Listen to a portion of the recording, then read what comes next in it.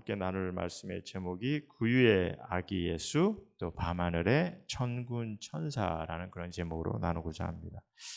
제가 지금 여러분들과 함께 우리 한마음교회 성도님들과 계속해서 좀 누가복음을 좀 보고 있습니다. 지금 이제 6장을 좀 보고 있는데요. 근데 그런 누가복음을 좀 보는 가운데 제가 좀 스킵한 부분이 있어요. 오늘 함께 나눈 이 본문입니다. 이 본문을 제가 스킵했는데 왜냐면 이제 성탄 주일이 다가오면 좀 함께 나누려고 해서 그래서 스킵을 했는데 오늘 이렇게 나누게 됐습니다. 사실 너무나 잘 알려진 말씀이죠. 제가 참 정말 좋아하는 본문이기도 합니다. 그래서 사실 성탄주에 이렇게 자주 나누기도 하는데 오늘은 좀 이렇게 다른 각도로 좀 말씀을 좀 보았으면 합니다. 물론 이제 중요하고 이제 강조가 되는 그런 본문은 이제 반복이 되겠지만 그래도 좀 나름 좀 다른 각도로 좀 봤으면 합니다. 어떤 각도로 보려고 하냐면요, 좀 말씀에 좀 의문점을 제시하면서 보고자 합니다. 어떻게 성경 말씀에 좀 의문점을 제시하는 것이 아니라고 보십니까? 하지만 사실 우리가 때로는 이렇게 의문점을 제시하다 보면요, 또한 오히려 더 놀라운 가르침, 놀라운 도전을 얻을 때가 있어요. 그래서 오늘 본문 말씀은요, 물론 여러분이 의문점을 이 본문에 대해서 의문점을 갖게 되다 보면은 뭐 이것저것 나올 수 있겠지만 그래도 제가 제시하는 그런 의문점을 중심으로 오늘 말씀을 좀 나눠 보았으면 합니다. 이제 두 가지 이제 의문점만 좀 제시를 하겠는데요. 첫 번째는 뭐냐면은 왜 구유인지, 왜 마구간에서 태어나셨는지 하는 겁니다. 우리가 7절 말씀 보니까 7절에 보면은 이 첫 아들을 낳아 강보로 싸서 구유에 넣었으니 이는 여간에 있을 곳이 없음이로라 이렇게 얘기합니다. 그러니까 이제 누가는 예수님께서 지금 아기 예수가 마구간에 태어난 것이 여간에 있을 곳이 없기 때문이라 이렇게 말하죠. 하지만 우리가 본문의 이 말씀의 이 정황을 이렇게 보면요, 분명 하나님께서 지금 놀랍게 인도하신 것을 우리가 또한 보게 됩니다. 여러분들 혹시 이 하나님께서 어떻게 놀랍게 인도하신 것을 보고 계십니까? 제가 좀 설명을 드리겠지만, 그러니까 제 의문점은 이렇게 하나님께서 놀랍게 인도를 하셨는데, 그럼 이렇게 놀랍게 인도를 하셨으면은 그것도 좀 나름대로 이 예수님의 탄생도 좀 준비를 하셨어야 되지 않겠냐 이런 얘기죠. 근데 보니까 아기 예수를 마구간에 태어나게 하셨다는 거죠. 그래서 일단 하나님께서 어떻게 놀랍게 인도를 하셨는지를 좀 먼저 보면요, 사실 성경에 보면은 그 예수님의 탄생에 대해서 벌써 수백 년 전부터 예언한 그런 말씀들이 많이 있습니다. 근데 그 예언의 말씀, 우리가 예언의 말씀을 생각하면 참 놀라운 말씀들이 많아요. 근데 그 예언의 말씀 중에 이제 많은 예언 중에 그 하나가 이제 베들레헴의 탄생입니다. 그러니까 메시아로 오신 자가 베들레헴에서 나실 거라는 거죠. 그런데 이제 요셉과 마리아는 그 당시 나사렛에 거주하고 있었죠. 나사렛은 이제 베들레헴과 좀 먼 지역에 있었고, 그러니까 갈 이유도 없었고, 그리고 거기다가 마리아는 지금 임신 중입니다. 그러니까 더욱 베들레헴에 갈 이유가 없는 거죠. 그런데 하나님께서 이렇게 예언의 약속을 이루게 하시기 위해서 뜻을 두시는데, 그 뜻을 이루기 위해서 어떻게까지 하시냐면요, 그 당시 가장 파워풀한 로마 황제 가이사 아구스도를 들어주셨다는 거죠. 그래서 요셉과 마리아는요, 임신한 몸으로 지금 베들레헴까지 결국은 오게 됩니다. 왜냐하면 예수님께서 베들레헴에 탄생하실 것을 예언하셨기 때문에. 그래서 이 또한 우리가 보면 굉장히 놀라운 그런 정황들이죠. 그래서 더 의문이 되는 거예요. 이렇게 하나님께서는 예수님의 탄생을 베들레헴에서 태어나게 하실 것을 오래전에 예언케 하셨고, 이를 이루기 위해서 지금 심지어 로마 황제까지 그의 힘까지 들어 쓰셨단 말이에요. 그런데 결국은 구유에서 태어나게 하셨다는 거죠. 그럼 왜 굳이 말구유에서 태어나게 하셨냐는 거죠. 그런데 예수님보다 6개월 전에 태어난 침례 요한은 어떻습니까? 우리가 이제 누가복음 1장 65절 66절 말씀 보면요, 이렇게 얘기하고 있습니다. 그 근처에 사는 자들이 다 두려워해서, 왜냐면 이제 그 침례 요한의 태어남을 통해서, 왜냐면 하나님께서 역사하신 걸 그들이 봤거든요. 그래서 그 근처에 사는 자들이 다 두려워하고 이 모든 말이 온 유대 산골에 두루 퍼짐에 듣는 사람이 다 이 말을 마음에 두며 이르되 이 아이가, 그러니까 침례 요한이 장차 어찌 될까 하니 이는 주의 손이 주의 능력이 함께 함이라라. 그러니까 침례 요한의 탄생은 그 당시 유대 동네의 놀라운 화제거리가 되었어요. 그리고 모두가 그를 지켜보았다는 거죠. 하나님의 능력이 그와 함께하는 것을 지켜보고 있었다는 겁니다. 근데 막상 아기 예수는 태어날 곳조차 없었다는 겁니다. 물론 나중에 이제 동방 박사가 선물을 갖고 찾아오긴 하지만 그래도 태어난 곳에 보면은 아주 천한 목자 외에는 아기 예수를 맞아주는 이가 하나도 없었다는 거죠. 그러니까 제 상식으로는 이게 이제 이왕 로마의 아우구스도 황제를 사용하셨는데, 그래서 그렇게 큰 힘과 권세 있는 자를 빌어서 지금 예언을 성취케 하셨는데, 만약에 그러셨다면은 예수님께서 세상의 구원자로 오신 거 우리가 알고 있지 않습니까? 왕 중의 왕으로 오실 분이에요. 그러면은 만약에 그런 분으로 태어나게 하셨다면은 정말 뭔가 좀 특이하게, 스펙타큘러하게 좀 예수님의 탄생을 모든 사람에게 좀 알리셨으면 더 좋았을 텐데, 그런 생각을 해보는 거죠. 근데 왜 그러지 않으셨냐는 겁니다. 뭔가 좀 세상이 좀 떠들썩하게, 세상 사람들이 좀 놀랄 만한 그런 기이한 현상을 드러내며 예수님께서 이 땅에 탄생케 하셨다면 정말 놀랐을 텐데 그러지 않았다는 거죠. 그 기이한 현상을 얘기하니까 또 하나 의문점을 제가 제시해 보고 싶은 것이 있는데, 오늘 본문에서 그래서 두 번째 의문점이 뭐냐면요, 왜 단지 몇 명의 목자들에게만 천군 천사를 보냈는지 하는 의문점입니다. 왜 단지 몇 명의 목자들에게만 천군 천사를 보냈는지. 8절 말씀 보시면 8절부터 우리 한번 10절까지 보시면요, 다시 그 지역의 목자들이 밤에 밖에서 자기 양떼를 지키더니 주의 사자가 곁에 서고 주의 영광이 그들을 두루 비침에 크게 무서워하는지라. 천사가 이르되 무서워하지 말라. 보라, 내가 온 백성에게 미칠 큰 기쁨의 좋은 소식을 너에게 전하노라. 그리고 이제 13절에 보면요, 호련히, 그러니까 이제 갑자기 지금 보면은 이제 놀라운 일이 일어나는 거예요. 갑자기 지금 이제 광경이 지금 바뀌는 겁니다. 그래서 호련히, 그러니까 그래서 어떻게 지금 바뀌고 있냐면요, 수많은 천군이 천사와 함께 하나님을 찬송하여 이르되, 이런 얘기가 있습니다. 그래서 여기서 우리가 좀 여러분들이 좀 이 본문을 통해서 좀 상상의 날개를 좀 피셔야 됩니다. 좀 그림을 그려보셔야 돼요. 왜냐하면 여기서 천군이라 하면요, 천군이 뭔지 아시죠? 수천이 되는 천사들 얘기하고 있어요. 한 명의 천사가 아닙니다. 몇십 명의 천사가 아니에요. 수천의 천사가 지금, 그래서 한 천사가 목자들에게 메시지를 전하자마자 지금 하늘에 수천의 천사들이 하늘을 메웠다는 거죠. 그래서 저들이 하나님을 찬양하고 있다는 겁니다. 아마도 그 찬양하는 그 광경이 아마 악기를 들고 찬양을 하지 않았을까, 저는 그렇게 생각해요. 그러니까 이것을 상상해 보면은 어떻게 좀 상상이 되십니까? 지금 밤하늘에 지금 천군 천사들이 지금 찬양을 하고 있는 거예요. 콘서트를 하고 있는 거예요. 그러니까 제가 상상해 보는 것은요, 아마 인간 역사상 존재해 본 적이 없는 그런 어마어마한, 그런 웅장한, 그런 놀라운 콘서트였을 것이다, 이렇게 좀 보고 있는 거죠. 그런데 이 광경을 이렇게 상상하다 보면은 이런 질문이 나오는 거예요.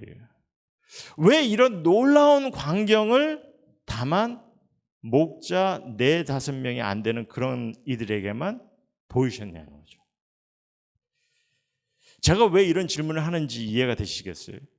지금 사실 이런 상황이거든요. 여러분들 보면은 헐리우드 같은 데서 지금 수백 명의 성가대들이 지금 콘서트를 하고 찬양을 하고 있는데, 고작 4-5명의 관객이 지금 그것도 초라한 모습으로 와서 보고 있는 그런 상황이거든요. 그러니까 지금 근데 이 말씀은 수백 명의 찬양대가 아니고 수천 명의 천사가 동원된 상황인데, 지금 4-5명의 목자들에게만, 그것도 천민으로 알려진 그런 목자들에게만 나타나서 지금 찬양을 하고 있다는 거죠. 아마 하늘의 천사들도 그 상황을 의아해하지 않았을까? 왜냐면 혹시 우리가 좀 잘못된 곳을 찾지 않았을까? 이게 뭐지? 왜 하나님은 우리 이런 아무도 없는 곳에 보내셨는지, 뭐 이러지 않았을까? 과연 이게 우리에게 무엇을 의미하고 있는지 좀 생각해 보자는 겁니다. 그냥 어떤 소식을 선포하기 위해서 천사를 보내셨다면요, 한두 명의 천사면 충분해요. 근데 지금 수많은 천군 천사를 보냈잖아요. 그러니 다만 메시지만을 전하기 위한 그런 것이 아니라고 봅니다. 더 귀하고 귀한 의미를 보여주고 있지 않겠냐는 거죠.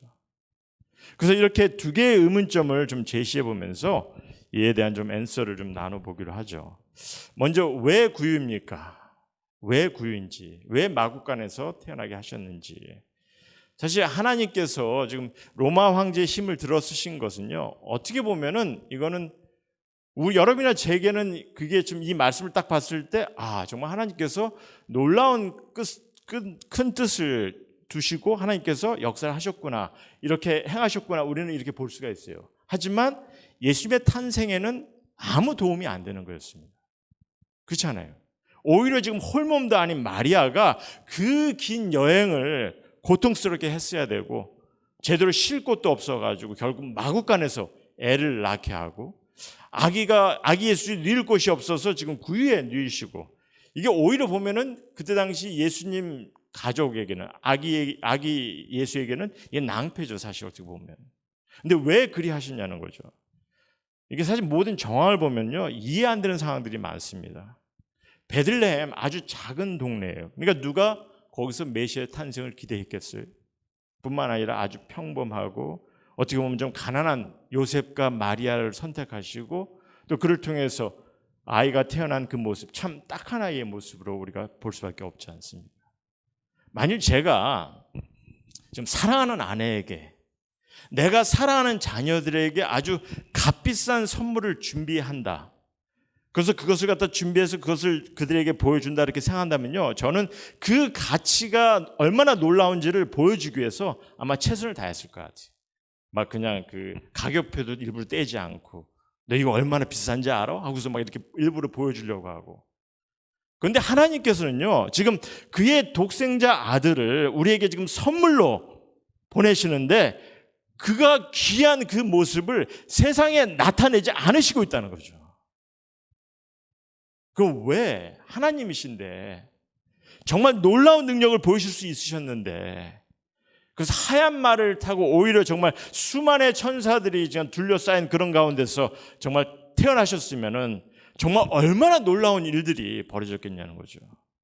근데 왜 그러지 않으셨냐는 거죠. 사실 생각해 볼 곳이 많이 있지만, 이 시간에 제가 좀 이 첫 번째 질문에 두 가지만을 좀 생각해 보면서 좀 주님의 은혜가 우리에게 좀 얼마나 넘치는 것을 좀 생각해 보았으면 합니다. 첫 번째는 뭐냐면, 왜 그렇게 정말 그냥 구유에만 태어나셨는지. 사실 예수님께서 우리를 구원하시기 위해서 오셨지만, 또한 그뿐만 아니라 예수님께서는요, 우리의 어려움과 고통을 이해하시고 나누기 위해서 오신 거죠. 보통 많은 이들이 이제 하나님에 대해서 불평을 던질 때가 많습니다. 여러분은 어떠세요? 여러분 이 삶이 뭐 불공평하다고 좀 불평하고 있지 않습니까? 때로는 하나님께서 내 고통을 아실까? 내가 상처받는 것을 아실까? 내 배우자 때문에, 내 자녀들 때문에, 주위의 관계 때문에 내가 정말 힘들고 어려운 것을 아실까? 불평하지 않으세요? 인종차별 받는 것 때문에 서러운데, 뭐 평생 일을 해도 나는 그냥 집 사는 것도 어려운데, 보면 주위에 정말 그냥 뭐 별로 하지 않는데도 엄청 부유하게 사는 사람들이 얼마나 많이 있습니다. 이런 걸 봤을 때 나의 고통을 하나님께서 아시냐는 거죠. 우리가 통계를 보면은 이 10만 불 이상 버는 사람이 전 세계, 그러니까 매년 10만 불 이상 버는 사람이 12%밖에 안 된다고 합니다. 그리고 만불 미만에, 그러니까 거의 이제 파벌티 있는 사람들이죠. 만불 미만에 있는 사람들이 60%. 전 세계적으로. 그러니까 사실 우리가 보면은 좀 힘들고 어렵게 사는 사람들이 참 많아요. 근데 그런 삶 속에서 하나님을 믿으면서 하나님께 때로는 불평하는 거죠. 하나님, 내가 힘들고 어려운 이런 삶을 하나님께서 어떻게 아시는지. 근데 성경은 우리에게 보여주고 계시죠. 우리 주님은 아신다는 거죠. 이런 어려움과 고통을 몸으로 경험하시기 위해서 오셨기 때문에, 그러게 태어나면서부터 사실 어려움을 경험케 하셨다는 거죠. 그래서 사실 예수님의 일생을 우리가 이렇게 일생의 삶을 자세히 보면요, 그리고 그가 경험하신 것들을 이렇게 보면은 내게 주어진 고통에 불평하기가 쉽지 않은 것 같아요. 사실 내가 겪는 그 고통과 어려움, 예수님께서 당하신 고통과 경험에 비하면 사실 그렇게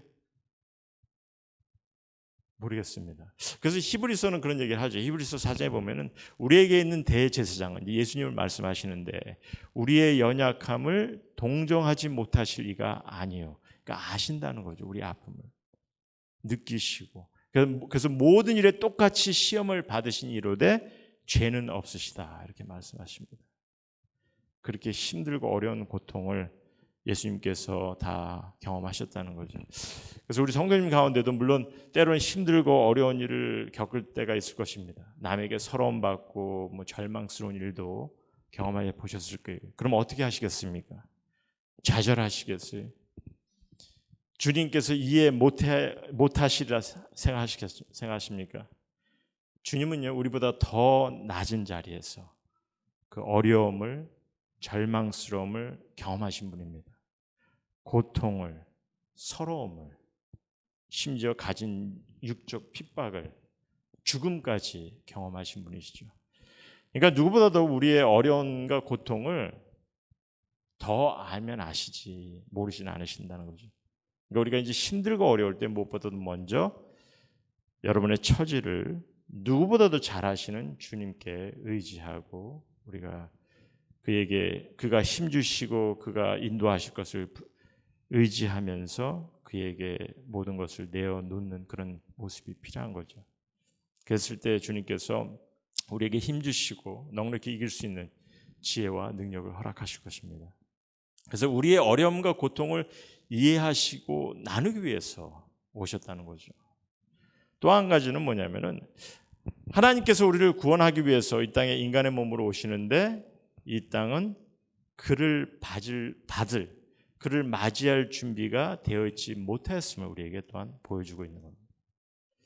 여러분들, 침례 요한의 탄생은 모두들 신기하게 여겼어요. 왜? 나이들은 그 엘리사벳으로부터 기적적으로 이 아이가 태어났기 때문에. 근데 그 젊은 부부에게 태어난 아기 예수는 관심 밖이었죠, 사실. 비록 예수님의 탄생이 정말 하나님의 놀라운 예언의 약속과 온전한 계획 속에 이루어졌는데도 세상은 그를 보지 못했다는 겁니다. 볼 수가 없었어요.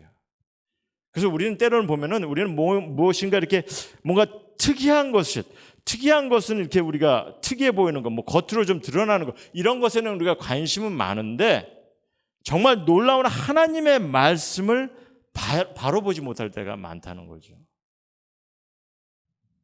그래서 요한 1장에 이렇게 얘기합니다. 참 빛, 곧 세상에 와서 각 사람에게 비추는 빛이 있었나니 그가 세상에 계셨으며 세상은 그로 말미암아 지은 바 되었으되 세상은 그를 알지 못하였고, 그렇게 얘기하죠. 예수님께서 십자가를 지시고 고통당하시고 죽으시고 그때까지도 우리는 예수님을 보지 못했고 알지 못했던 거죠.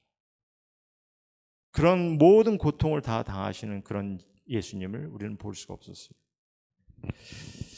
그러니 하나님이 바라시는 것은 무엇이냐면요, 우리가 이게 말씀을 통해서 하나님의 약속을 볼 수 있는, 그래서 하나님의 약속을 우리가 보고 우리의 마음을 열기를 주님께서는 부탁하시는 겁니다.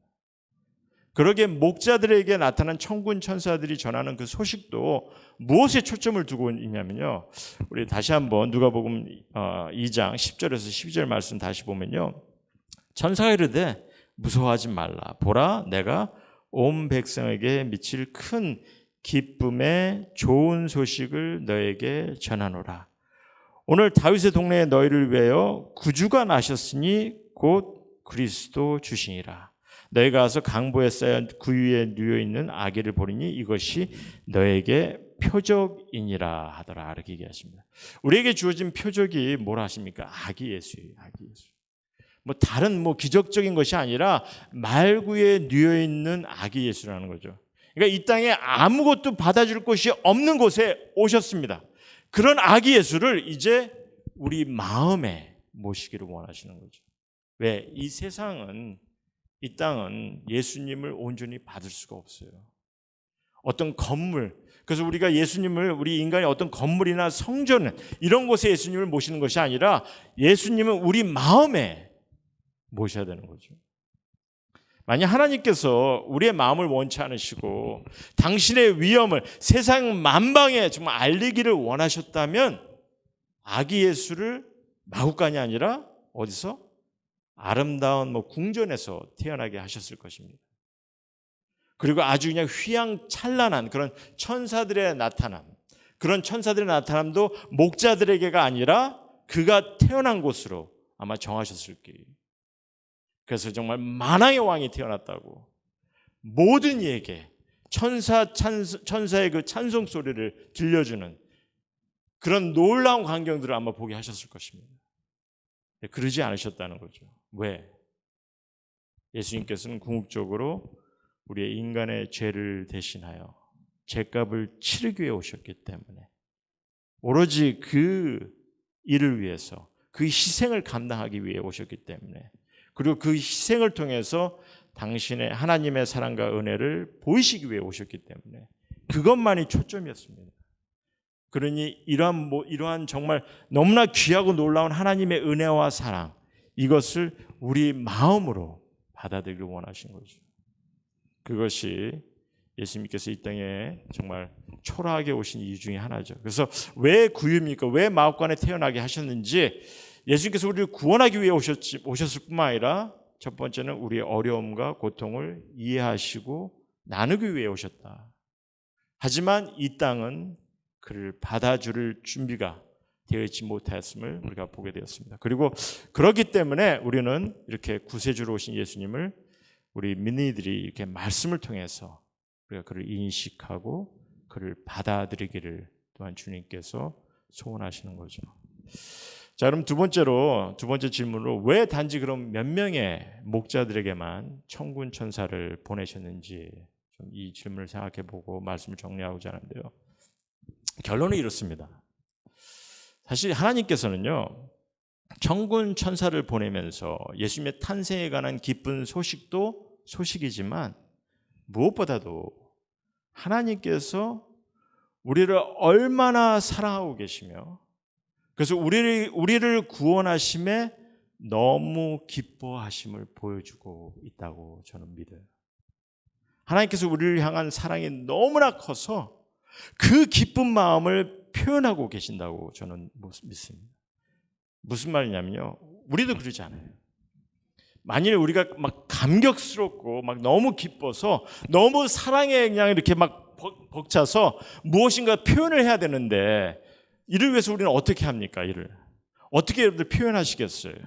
보통 막 소리를 지른다든지 아니면 뭐 춤을 춘다든지 뭐 그렇게도 하겠죠. 근데 보면 이렇게 만일 이렇게 대대적으로 이렇게 한다면 어떻게 합니까? 보통 월드컵에 승리를 했어요. 그러면 온 나라가 어떻게 합니까?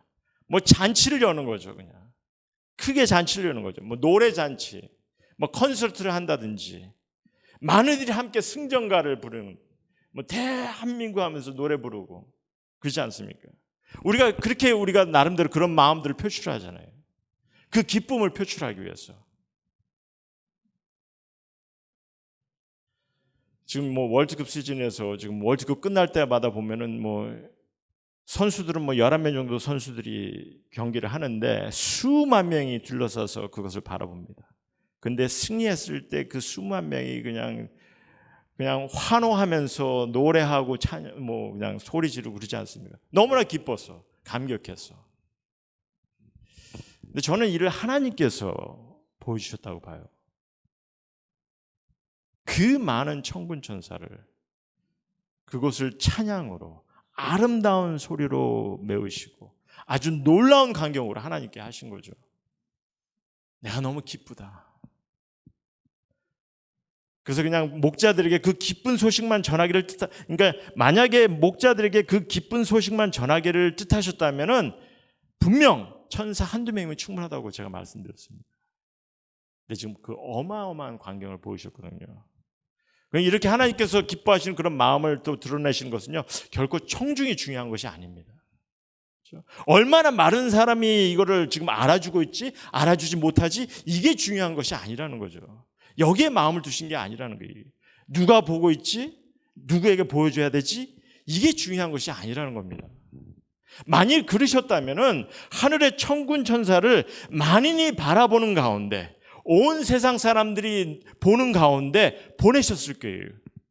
아니면은 정말 그 당시 궁전 위에 정말 천군 천사들이 궁전을 그냥 감싸고 거기서 스펙타큘러하게 그렇게 아마 세상 사람들이 보게끔 보이셨을 겁니다. 근데 그런 마음이 아니시라는 거죠.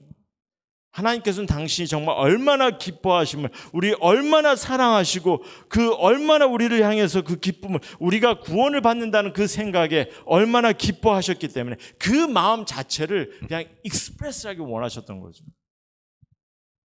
그래서 어떻게 보면요, 그동안 드러내지 않으셨던 그런 하나님의 기뻐하시는 마음을 나타내셨다고 좀 볼 수가 있는 겁니다. 너무 기쁘셔서 그 기쁨을 천군 천사들을 통해서 표출하고 계신다고 믿는 겁니다. 그럼 궁극적으로 왜 이렇게 기뻐하십니까? 하나님께서 우리를 너무 사랑하셔서, 여러분을 너무 사랑하셔서, 여러분이나 내가 구원받는다 생각하니까, 하나님의 자녀가 된다고 생각하니까 이게 하나님께 너무 기쁨이 되는 거예요. 그렇잖아요. 여러분의 자식들이 죽음의 위험 속에서 있었는데 그 위험에서 벗어난다고 생각해 보십시오. 얼마나 기뻐하지 않으시겠어요? 정말 기뻐하지 않겠냐는 거죠. 그래서 우리는 이런 하나님을 좀 보셔야 됩니다. 말씀 통해서. 우리를 향해 엄청 기뻐하시는 그 하나님을, 정말 사랑이 넘치는 그 하나님을 여러분들께서 좀 보셔야 되는 것 같아요. 그래서 성경은요, 이런 사랑이 넘치는 하나님에 대해서 이렇게까지 말씀하시죠. 로마서 8장 32절 말씀 보면은 우리 파워포인트 잠깐 좀 띄우시기 바랍니다. 로마서 8장 32절 보면은 다들 아시는 말씀이지만 자기 아들을 아끼지 아니하시고 우리 모든 사람을 위하여 내어주신 이가 어찌 그 아들과 함께 모든 것을 우리에게 주시지 아니하겠느냐. 당신의 아들까지도 내어주신 분입니다. 여러분이나 나를 사랑하시고 구원을 베푸기 위해서. 보통 인간 사회에서 우리 인간이 갖는 그 세상 신에 대한 그런 인상은 어떻습니까? 우리는 무엇보다도 먼저 신에게 이렇게 뭐 잘 보여야 돼요. 뭐 그렇게 인식을 합니다. 그렇죠? 우리가 뭐 복종하고 뭐 예물을 바치고 제사를 지내야, 그래야 그나마 신의 마음에 들까 말까 그렇게 생각하죠. 세상 사람들은. 그래서 두려워 떨고 그러지 못하면 막 복을 얻지 못하지 않을까. 더러는 막 100일, 뭐 40일 그냥 기도를 하면 그나마 내가 섬기는 신이 내가 간구하는 걸 들어주시지 않을까. 그런 조건을 스스로 내걸기도 합니다. 그렇게 하고 또 신이 이런 정성을 받아들이실까, 좋아하실까, 뭐 이런 생각으로 우리가 생각하는 신에게 다가가고 그런 우리의 모습을, 그것이 인간의 모습입니다.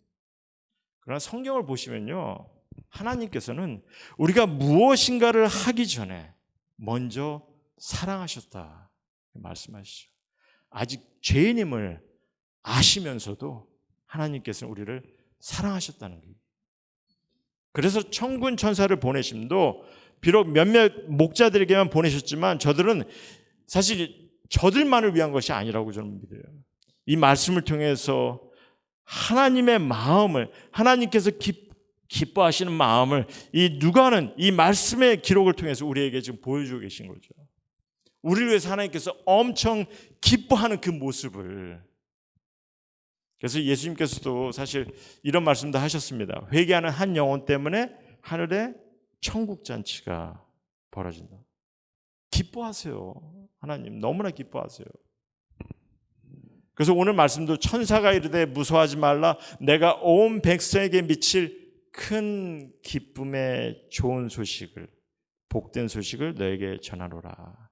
이게 우리에게도 기쁜 소식이지만, 그래서 우리가 듣기에 정말 기쁜 소식이라고 얘기하지만 우리를 사랑하시는 하나님께서 너무 기뻐하셨다는 거예요.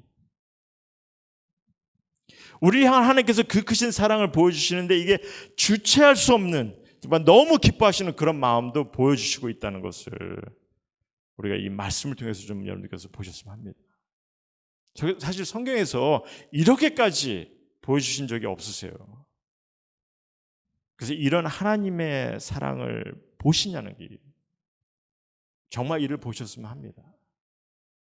하나님께서 언제 천군 천사를 보내서 그 기쁜 소식 때문에 천군 천사가 찬양케 하고 사람들 앞에서 또 그런 일들을 보이신 적이 어디 있습니까?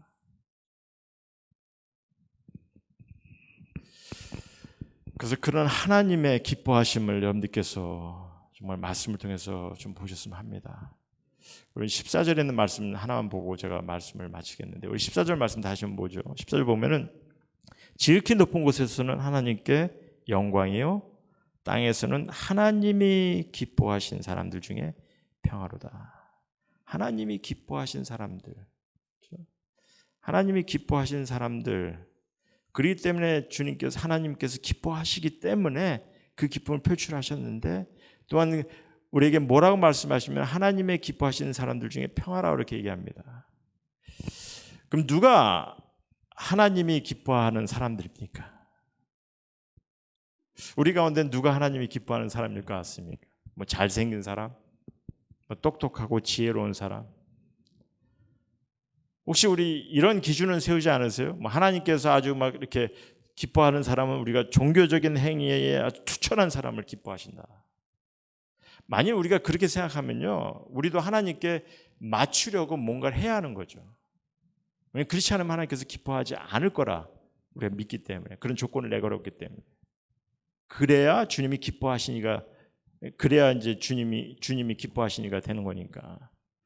때로는 우리가 그런 얘기를 합니다. 뭐 이렇게 뭐 신앙 삶에서 좀 부지런한 사람, 뭐 아니면 아침 인간형이 돼야 하나님께서 기뻐하지 않을까, 이렇게까지 생각하는 사람들도 많이 있어요.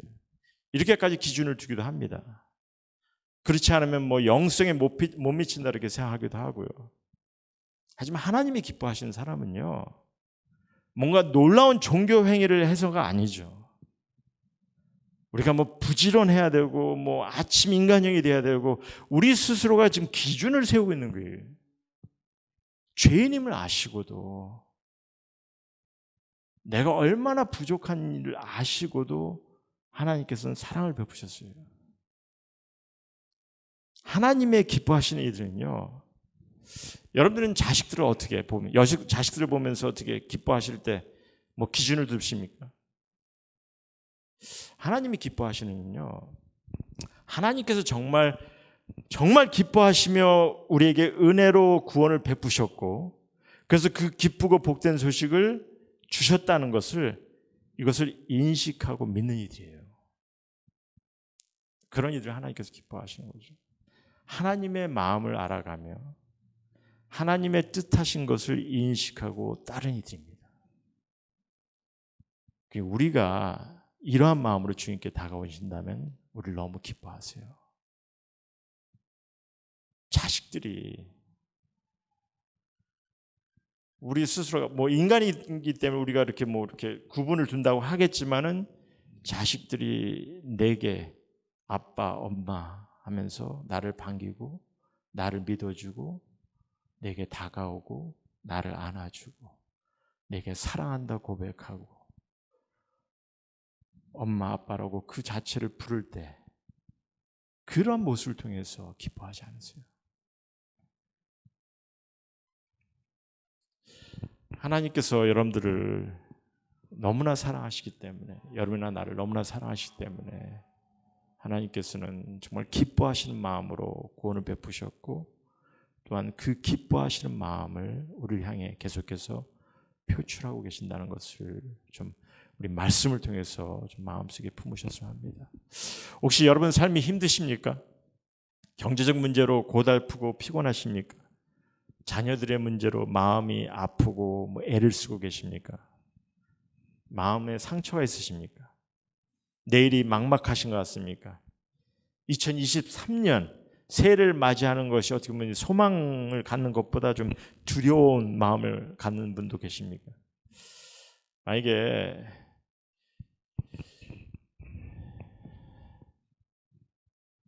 그러한 마음을 갖고 계신다면은 여러분 때문에, 나 때문에 이렇게 기뻐하시는 주님을 좀 생각해 보시기 바랍니다. 나를 사랑하시고 기뻐하시는 주님이신데 내게 힘이 되시고 나를 인도하시길 원치 않으시겠어요? 원하세요. 나를 사랑하고 나 때문에 기뻐하신다고 하는데 그냥 뒷짐지고 아무것도 안 하시겠냐는 거죠. 우리가 신앙생활을 오래 하면서 우리가 가장 놓치고 있는 것 중에 하나가 그겁니다. 나를 사랑하시는 주님께서 나와 늘 함께 하신다고 약속하셨어요. 나를 향해 사랑하시고 기쁨을 나누시는 그 주님께서 나와 함께 하신다? 그러면은 어떻게 하시겠어요? 그가 내 삶을 지키시겠죠. 인도하시겠죠. 나를 사랑하신 주님, 나 때문에 기쁨을 참지 못하신 주님, 내게 힘이 되시고 나를 인도하시기를 원하시는데, 그러니 그런 주님을 좀 생각하시고 주님을 좀 늘 의지하시기 바랍니다. 내게 문제가 있을 때 주님께 도와달라고, 지켜달라고 구하시면 돼요. 나를 억수로 좋아하시고 사랑하셔서 기쁨을 감추지 못하시는 하나님이신데, 여러분이 이를 정말 진실로 인식하고 여러분이 진실된 마음으로 구하신다면은 주님께서 인도하실 것입니다. 지키실 것입니다. 주님의 성탄을 맞이하면서 이런 주님의 인도하심을 경험하는 우리 한마음교회 성도님 모두가 되기를 주님의 이름으로 소원합니다. 같이 기도하시겠습니다.